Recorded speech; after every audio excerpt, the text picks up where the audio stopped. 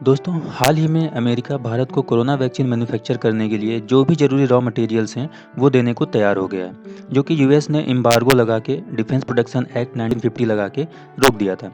आपको बता दें कि इंडिया को खुद अपने लोगों के साथ-साथ दुनिया के बाकी सभी ज़रूरतमंद देशों के लिए वैक्सीन मैन्युफैक्चर करनी है, जिसमें काफ़ी गिरावट देखने को मिली पिछले कुछ दिनों में और इसकी वजह से कोरोना वैक्सीन की शॉर्टेज होने लगी।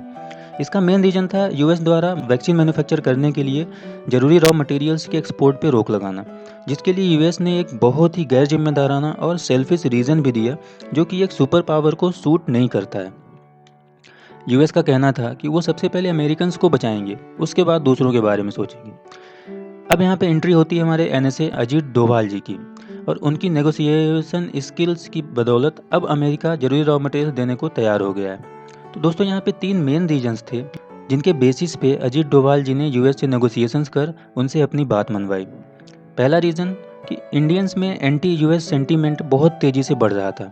इंडियंस सोशल मीडिया वेबसाइट्स पे इस इशू को बहुत तेज़ी से रेज़ कर रहे थे और ये यूएस गवर्नमेंट को भी पता था कि लॉन्ग टर्म में ये इनके इंटरेस्ट के अगेंस्ट होगा, उनके लिए बेनिफिशियल नहीं होगा। दूसरा रीज़न, कोरोना वायरस की पहली जो स्ट्रेन आई थी, उसमें भारत ने अमेरिका की बढ़ चढ़ के मदद की थी। दोस्तों, आपको बता दें कि जो कोरोना वायरस की फर्स्ट स्ट्रेन थी, उसमें सबसे ज़्यादा अफेक्टेड कंट्री अमेरिका थी।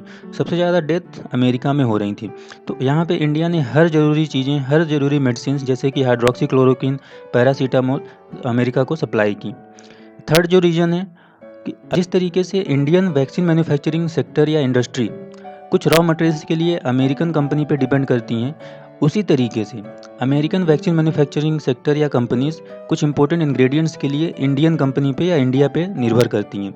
जैसे कि मुंबई स्थित एक फार्मा कंपनी है, वीएबी लाइफ साइंसेस, और इसी की सब्सिडरी है वीएबी लिपिड्स। ये वैक्सीन मैन्युफैक्चर करने के लिए एक इंपॉर्टेंट इंग्रेडिएंट्स अमेरिकन कंपनी को सप्लाई करते हैं।